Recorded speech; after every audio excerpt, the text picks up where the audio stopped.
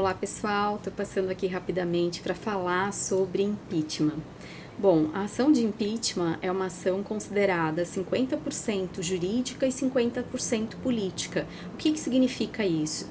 Que em um mundo ideal, o manejo de uma ação de impeachment e o impeachment em si só pode ocorrer quando essas duas situações se encontrarem, ou seja, quando existir uma fundamentação jurídica robusta, ou seja, quando efetivamente o chefe do Poder Executivo tenha praticado um crime de responsabilidade e quando existam condições políticas, ou seja, o povo não tem mais interesse, não se sente mais representado por aquele mandatário que for eleito.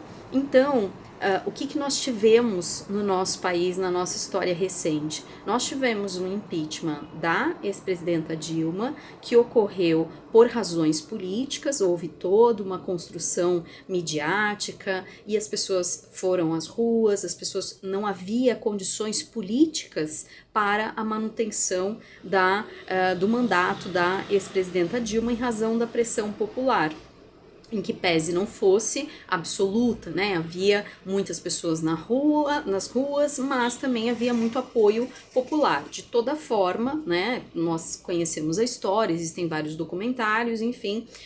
O presidente da Câmara dos Deputados deu andamento ao processo e acabou culminando com a retirada da presidenta Dilma do cargo.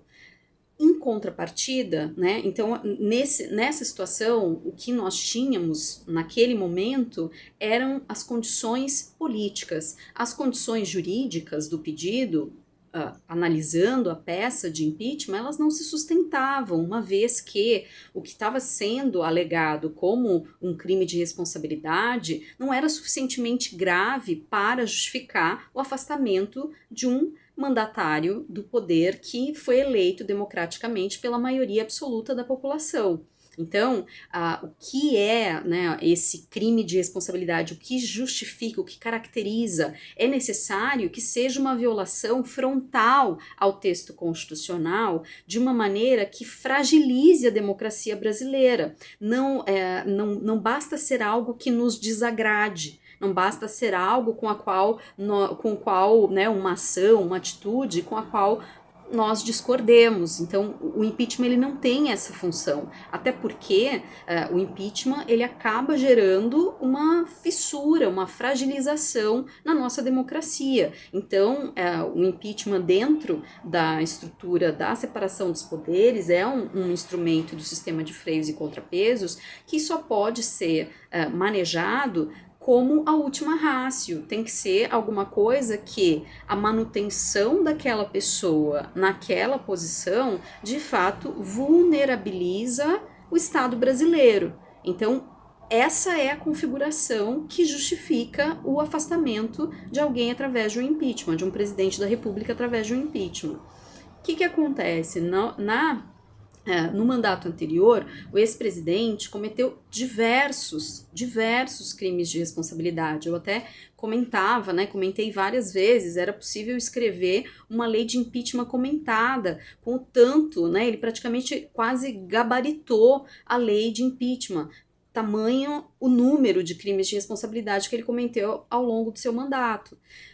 Ainda assim, com mais de 180 pedidos de impeachment, a análise do presidente da Casa Legislativa, da Câmara dos Deputados, era de que não haviam condições políticas para o andamento dessa medida. Então vejam, nós tivemos uma situação em que não havia substrato, não havia fundamento jurídico, mas que ocorreu por conta do apoio popular das pessoas que estavam nas ruas, né, deslegitimando a manutenção do mandato da presidenta Dilma, e nós tivemos a situação em relação ao ex-presidente Jair Bolsonaro, mas que até em razão da pandemia, que não oportunizava, né, a possibilidade das pessoas irem às ruas, então isso não ocorreu, não se deu, né, ali as condições políticas para pressionar o presidente da Câmara dos Deputados o suficiente a ponto dele dar o andamento devido às ações que foram apresentadas contra o ex-presidente. E aí nós temos agora essa situação contra o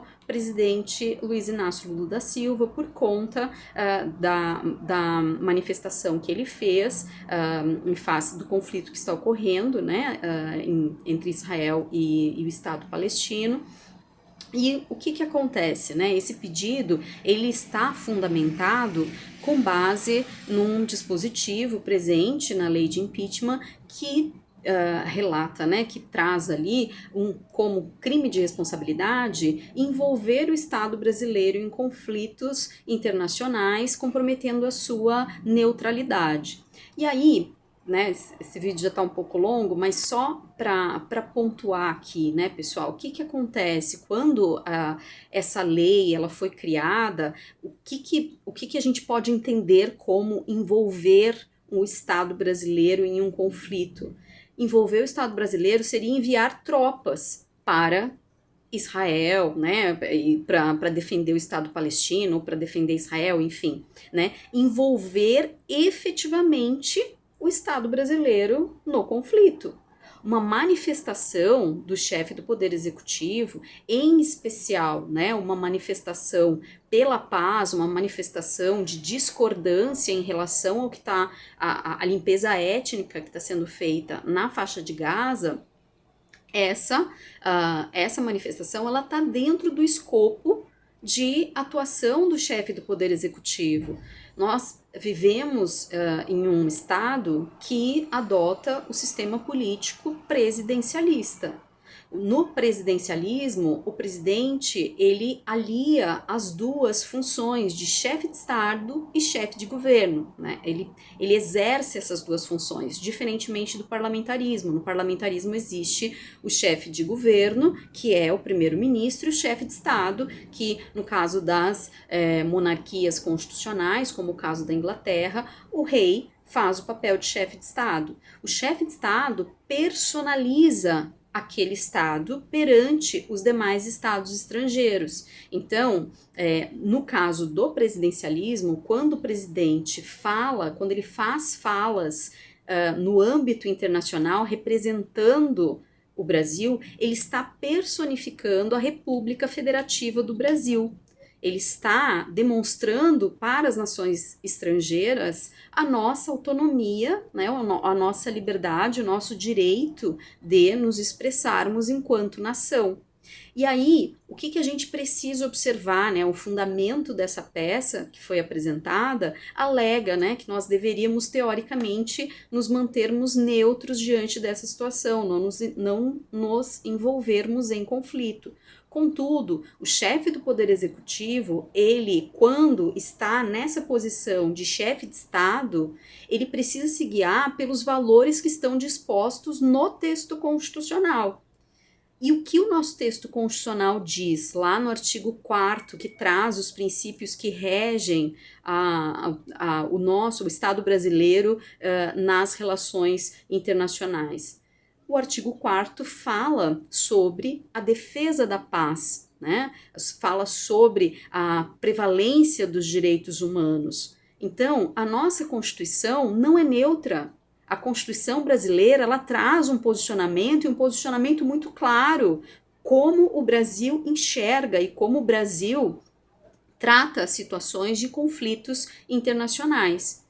Então, a fala do ex-presidente Lula, que eu não vou entrar no mérito se a fala foi adequada ou não em todos os seus termos, mas apenas né, eu estou falando aqui em relação ao pedido de impeachment especificamente. O pedido de impeachment não se sustenta, por quê?